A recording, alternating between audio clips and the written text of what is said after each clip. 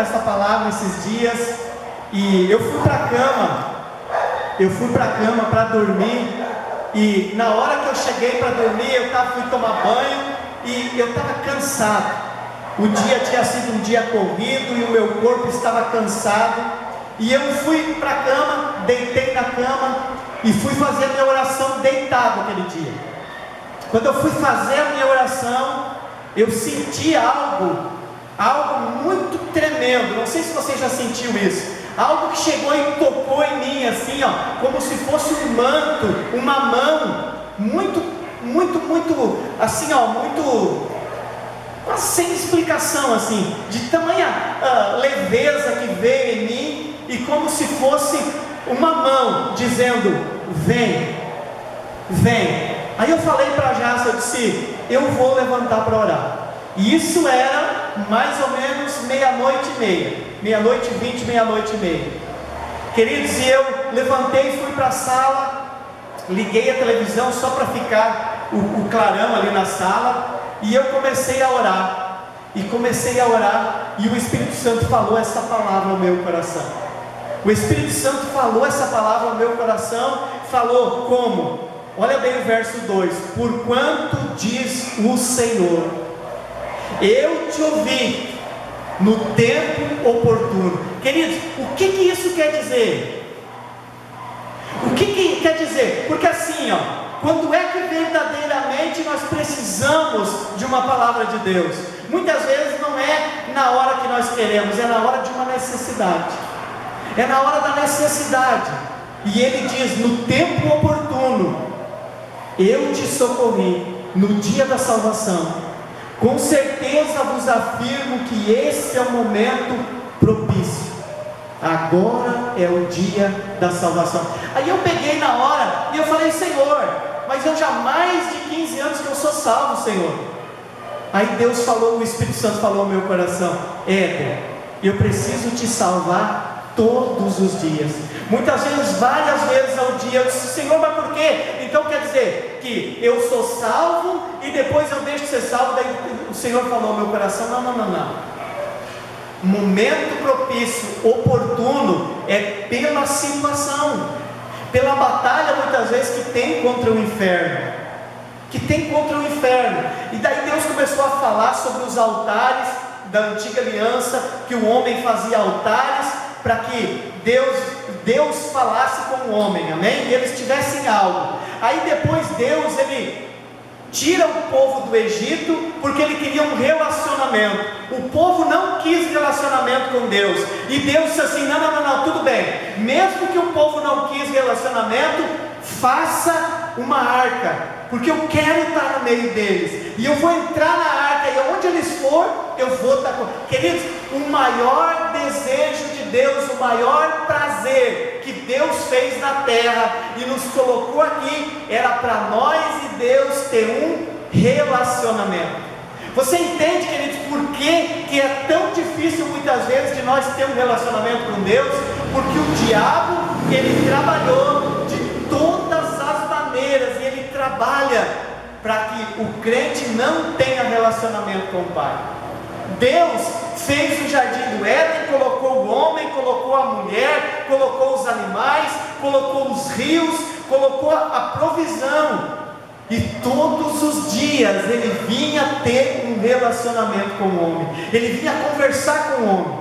O diabo não queria isso. Por quê? Porque o diabo tinha perdido o relacionamento com Deus, e ele parou e viu o quanto Deus amava o homem, e ele precisava fazer algo para tocar no coração de Deus. E o que ele faz? Ele vem com a mentira. E o diabo está sempre roubando e querendo roubar o amor. Está querendo roubar o amor que Deus tem pela sua igreja, que Deus tem pelo mundo que Ele criou, pelas pessoas do mundo. Um dia Deus chega e diz assim: Abraão, Jesus, pega e foi ao monte. E Jesus disse assim: Pedro e João, venha comigo. E ele estava no monte, lá em cima. De repente o monte fechou de fumaça, e começou a dar muitos relâmpagos e trovejões e relâmpagos. De repente, no meio lá o rosto de Jesus se desfigura, vem Moisés, vem Elias, e tem um relacionamento naquele lugar, e de repente Deus fala algo maravilhoso, e Ele diz: este é o meu filho amado. Deus olha para Jesus e diz: este é o meu filho amado. Jesus sai e vai ser tentado no deserto. O que o diabo diz para ele? Se tu és o filho de Deus. Ele não disse: tu é o filho amado de Deus. Ele não falou que Jesus era amado. Ele não falou, porque o diabo, de maneira nenhuma, ele sabe o que significa este sentimento. No caráter do diabo, na pessoa do diabo, a única coisa que nunca teve foi amor. Ele não sabe que sentimento é esse. Ele apenas quis colocar uma dúvida no coração de Jesus, e esta mesma dúvida ele quer colocar no coração da igreja. Queridos, eu conversava há poucos dias com uma pessoa, e eu falava para ela, e a palavra diz que muitas vezes os filhos das trevas são mais astutos que os da luz. E eu falava e eu dizia assim: por que tu não estuda? Por que tu não estuda? Aí ele disse: mas é verdade, por que eu não estudo mesmo? E começamos a pensar, e essa pessoa já até é um pastor. E eu disse: por que tu não faz um curso que tu está dessa maneira? Que ele queria falar muito em teologia. Até eu indiquei o pastor Sérgio para fazer a teologia lá em Sapiranga. E Deus: por que tu não sabe? Aí ele disse assim: eu não sei, Deus sei, mas eu sei. Eu estava orando e Deus revelou no meu coração o porquê. É que, queridos, há anos atrás vem sendo colocado um medo na igreja. No ano 2000 Jesus vai voltar, arrependa-te, faça isso porque Jesus vai voltar. Aí não adianta, não tem mais tempo. E começam a colocar isso no coração das pessoas, e com medo. Lá no íntimo da pessoa, lá dentro lá é colocado de que não adianta eu lutar. Para que eu vou perder tempo? Jesus vai voltar? Não adianta. Para que eu vou crescer? Para que eu vou fazer? E isso está gravado dentro dos corações das pessoas. E eu conversava isso com o pastor Ademir esses dias, e ele disse: vá, pastor, tu sabe que isso é uma grande realidade? Muitas vezes foi colocado aí, foi no ano 2000, pessoas que estavam dentro da igreja tiraram a própria vida porque Jesus ia voltar. 2012, porque o calendário Inca dos maias lá estava dizendo que em tal data, mas a palavra de Deus diz, queridos, que ninguém sabe o dia que Jesus vai voltar. E não é para tu ficar preocupado. Por quê? Porque quem já venceu a morte vai ficar preocupado com o quê, queridos? Se nós já estamos salvos com Cristo, salvação do nosso espírito já houve. Agora, como nós começamos o culto, quando nós recebemos da transbordante provisão da graça e o dom da justiça, reinaremos em vida. Agora não é para fazer, olha bem, verso 6: e nós, como cooperadores de Deus, vos exortamos a não acolher a graça de Deus de forma inútil. Não é para acolher dessa maneira, queridos. Por quê? Olha bem, abra a sua palavra em João, no Evangelho de João, capítulo 1. Olha o que diz a palavra do Senhor, a santa palavra de Deus. Olha o que ela diz, João capítulo 1, versículo 16, assim, ó: e da sua plenitude todos nós temos recebido graça sobre graça. Todos nós temos recebido favor sobre favor. Queridos, Deus, Ele deu esse favor a nós, e Ele está nos preenchendo de favor em favor, de graça em graça, e assim nós vamos ter um crescimento de plenitude em plenitude, queridos.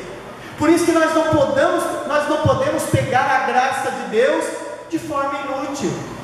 Nós temos que nos colocar debaixo do favor de Deus, viver debaixo do favor de Deus e usufruir deste favor, desta obra da cruz, e sabendo que existe uma coisa para aqueles que creem em Jesus, que já aconteceu, que é salvação do Espírito. Mas agora que eu já estou salvo, eu preciso da salvação diária, eu preciso de uma dependência de ficar debaixo do favor de Deus. Amém? Glória a Deus. Abra sua palavra lá no livro de Hebreus, lá no final da Bíblia, Hebreus capítulo 3. Hebreus capítulo 3. Hebreus capítulo 3. A palavra de Deus diz no verso 7, diz assim: ó, assim como proclama o Espírito Santo, hoje, se ouvirdes a sua voz, não endureçais o vosso coração, ou endureceis o vosso coração, como ocorreu na rebelião, durante o tempo da provação no deserto. Queridos, quando eu trago esse versículo, quando o Espírito Santo nos revela esse versículo, sabe o que ele está dizendo? Deus, ele libertou o povo e disse assim, ó, quando ele chega, Moisés é enviado a Faraó. Qual foram as primeiras palavras que Moisés disse a Faraó? Deus manda te dizer: liberta meu povo, para que vá ao deserto fazer uma festa para Deus. Faraó endureceu o coração. Lá na festa, o que tinha na festa? Festa é lugar de alegria, festa é lugar de relacionamento. Pensa numa festa animada, com alegria. Numa festa você vai aonde tem pessoas conhecidas, pessoas que você já tem um relacionamento.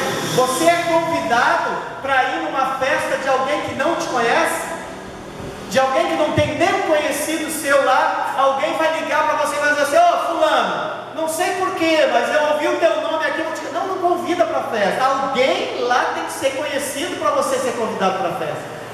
Então Deus estava dizendo que tinha pessoas conhecidas, pessoas de que tinham um relacionamento para estar junto. Pensa quando você está com a sua família toda reunida e vem aquele parente que está há tempo que você não vê e ele vem para o meio. A atenção é voltada àquela pessoa. E Deus, ele estava ali e queria um relacionamento com o povo. Aí ele liberta o povo caminha no deserto até o Monte Sinai, e o povo caminha, sua sandália não gasta, sua roupa não fica velha. Ninguém lá no deserto ficou enfermo, até eles receberem a lei. Quando eles receberam a lei, mas por que veio a lei? Veio a lei porque eles não quiseram um relacionamento, e eles endureceram o coração e subiram ao orgulho. Queridos, eu tenho meditado nisso, e eles disseram: não, eu não preciso ter relacionamento com Deus, tudo que Moisés disser, nós faremos. Olha o grau de orgulho que o povo estava tendo. Sabe o que é isso dizer, queridos? É que você vem para a igreja, mas você vai continuar vivendo a vida do seu jeito, não vai trazer a sua vida para andar no caminho. Você não vai andar no caminho, na verdade, na vida que Deus tem. A pessoa vai vir para a igreja, mas vai tentar continuar vivendo no natural. Impossível.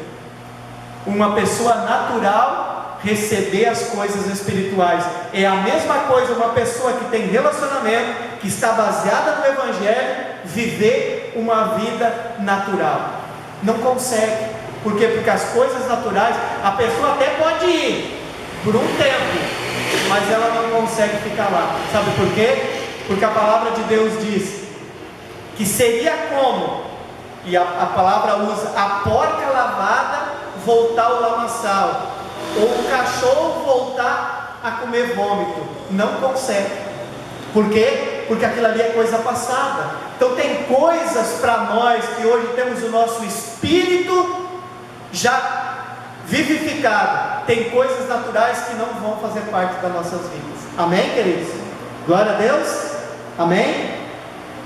Hebreus capítulo 3, versículo 6, a palavra de Deus diz assim: Cristo, no entanto, é fiel como filho sobre a casa de Deus, e essa casa, precisamente, somos nós, isto é, se retivermos com fé, perseverantes, se retivermos com fé, perseverante, a coragem e a esperança da qual nos gloriamos.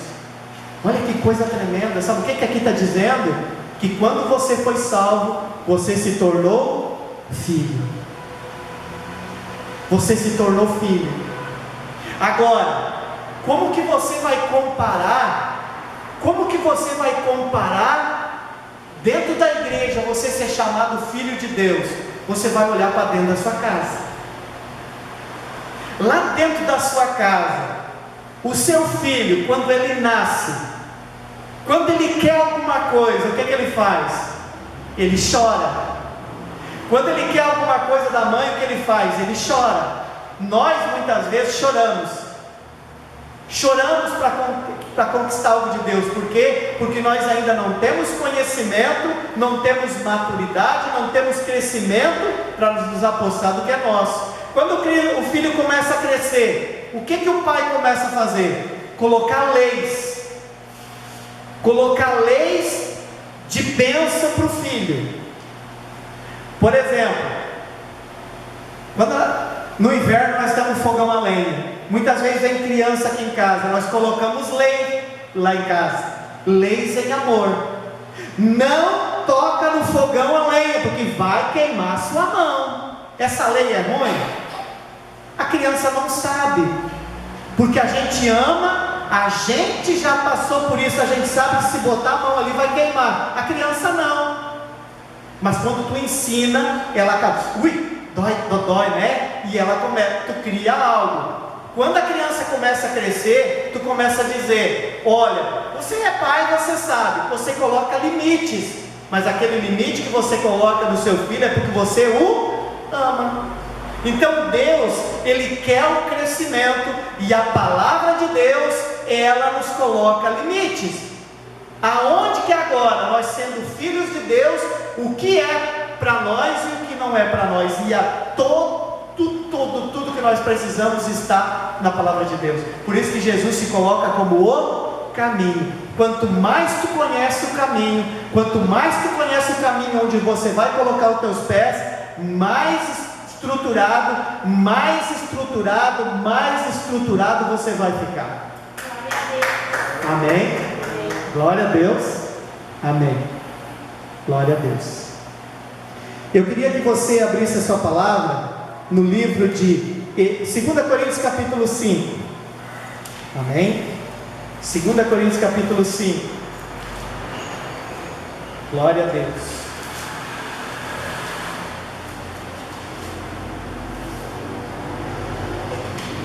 Eu queria tanto que as pessoas tomassem posse desse versículo e entendessem ele. 2 Coríntios capítulo 5, versículo 17, diz assim: agora que nós já somos salvos, porque nós cremos na obra da cruz, a palavra de Deus diz assim: portanto, se alguém está em Cristo, é nova criação, as coisas antigas já passaram, eis que tudo se fez novo. No momento que você entende que tudo aquilo que era do mundo passou na sua vida, agora tem algo novo, mas esse algo novo muitas vezes ele ainda está encoberto.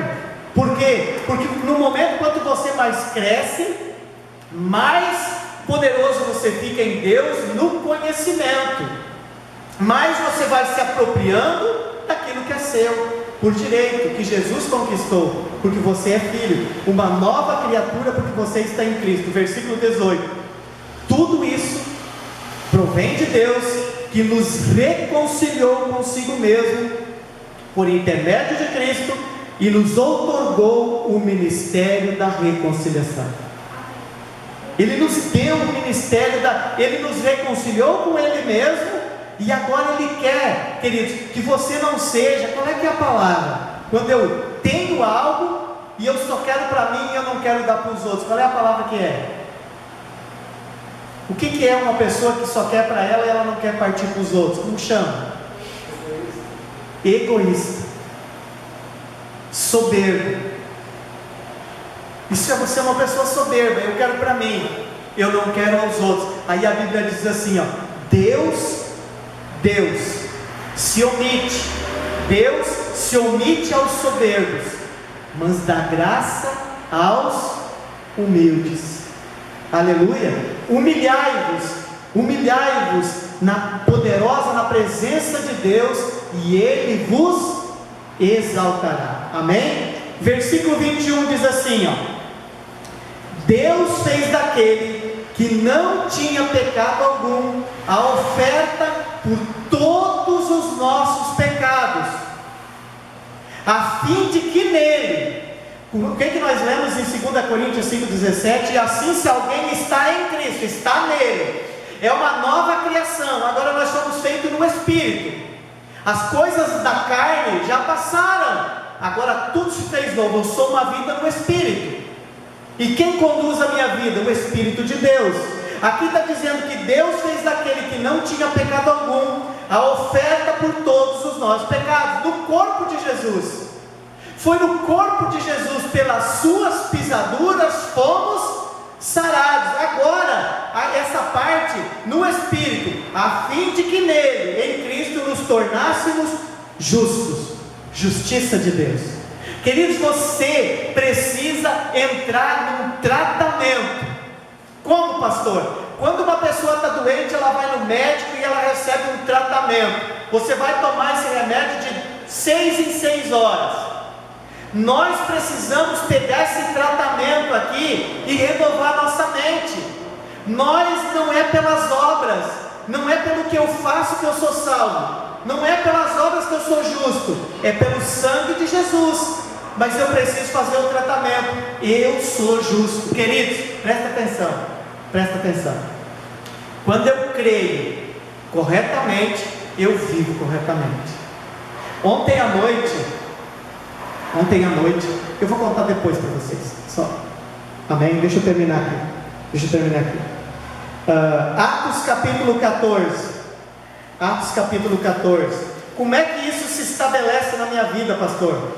Como é que isso se estabelece na minha vida? Se estabelece na minha vida de acordo com o que Jesus ensinou. Ele fez e Ele ensinou. Olha o que Ele fez para os apóstolos. Atos capítulo 13. 14 eu falei, né? Atos 14. Eu já vou encerrar. Amém, amados? Não faz 30 minutos ainda, mas eu quero encerrar. Atos capítulo 14, versículo 17. Diz assim. Não, perdão, quer dizer Atos 13, versículo 3. Um para trás. Atos 13, versículo 3. Diz assim, ó: diante disso, depois que jejuaram e oraram, lhe impuseram as mãos e os enviaram. Queridos, tudo que eu falei para vocês foi o que nós recebemos de Deus, mas também foi o que os apóstolos receberam. Depois eles receberam uma imposição de mãos e eles enviaram os discípulos. Amém? Agora você vai em Atos capítulo 8, um pouquinho para trás. Atos capítulo 8. Atos capítulo 8, aí sim, versículo 14. Atos 8, 14 diz assim: então os apóstolos de Jerusalém ouviram que o povo de Samaria havia acolhido a palavra de Deus e enviaram para lá Pedro e João. Estes, assim que desceram até eles, oraram para que recebessem o Espírito Santo. Portanto, o Espírito ainda não havia sido derramado sobre nenhum deles. Tinham apenas sido batizados em nome do Senhor Jesus. Versículo 17. Sendo assim, à medida em que Pedro e João lhe puseram as mãos, receberam estes o Espírito Santo. Porque o que o Espírito Santo era lá no início de Atos? Recebereis sobre vós poder. O crente precisa estar debaixo do poder de Deus, para que o poder do Espírito Santo de dentro dele seja como luz do mundo, seja como um rio fluindo. Aleluia! Glória a Deus. Amém? Glória a Deus. Para encerrar, Atos 14, verso 3. Aí eu encerro. Atos 14, 3. Diz assim: Paulo e Barnabé passaram muito tempo ali, pregando corajosamente acerca do Senhor, que confirmava a palavra da sua graça. Que confirmava a palavra da sua graça, concedendo que por meio das mãos deles fossem realizados sinais miraculosos e prodígios. Quando nós estabelecemos a nossa vida espiritual na graça, na obra da cruz, entendemos o que Jesus fez por nós, que Ele é o Cordeiro de Deus que tirou o pecado do mundo. Quando nós recebemos em 2 Coríntios capítulo 5, versículo 17, mas a transgressão entrou por um homem e a morte entrou por um homem, mas a graça veio por Jesus. Muito mais os que recebem da transbordante provisão da graça e o dom da justiça reinarão em vida por um único homem, a saber, Jesus Cristo. Quando nós estabelecemos na nossa vida sobre a graça, e nós temos um pastor que vem cheio do Espírito Santo, coloca a sua mão sobre nós, impõe as mãos sobre nós, ativa. É como, querido, uma lâmpada que estava apagada e vai no disjuntor e liga. Aquela lâmpada, ela está ligada a uma usina que manda energia. O pastor apenas liga a tomada. Todo o poder de Deus que vem para a vida do crente vem do Espírito Santo. O pastor apenas liga a tomada. Não tem nada do pastor. Ele apenas está ali como um membro do corpo, desempenhando a sua função. Amém, amados? Glória a Deus. Então você tem que entender que todo o poder, tudo vem de Jesus. Ele é a fonte. O Espírito Santo é a água viva. O pastor é apenas aquele que ativa, com a imposição das mãos, baseado em Jesus e no Espírito Santo. Amém? Glória a Deus. Fica de pé. Glória a Deus. Amém? Pai amado, em nome do Senhor Jesus, nós queremos orar essa noite, Pai amado, para que você, aonde você esteja, em cada lugar do Brasil, na América Latina, onde você esteja ouvindo essa palavra, que essa palavra venha com poder sobre as suas vidas, que você se aproprie da graça de Deus, da transbordante provisão da graça e o dom da justiça, para que você, como igreja, venha tomar posse das nações que Deus nos deu por herança, e nós venhamos reinar em vida. Reinar em vida, e como diz em 1 João 4,17, nisto o amor é aperfeiçoado em nós, a fim de que tenhamos total confiança no dia do juízo, pois assim como Ele é, semelhantemente nós somos neste mundo. Lá em Gálatas capítulo 2, versículo 20 diz: fui crucificado com Cristo, e deste modo já não sou mais eu quem vive, mas Cristo vive em mim. Receba, queridos,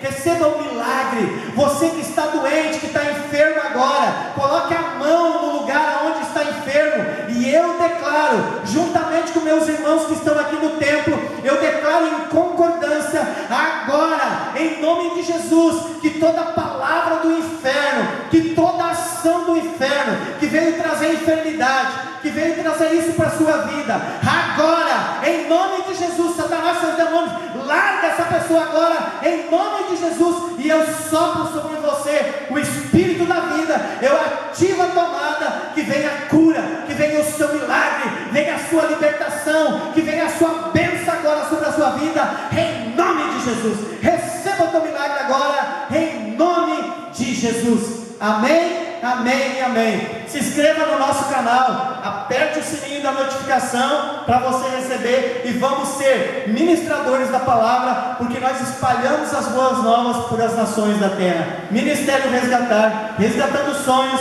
resgatando vidas. Seja um resgatador. Amém.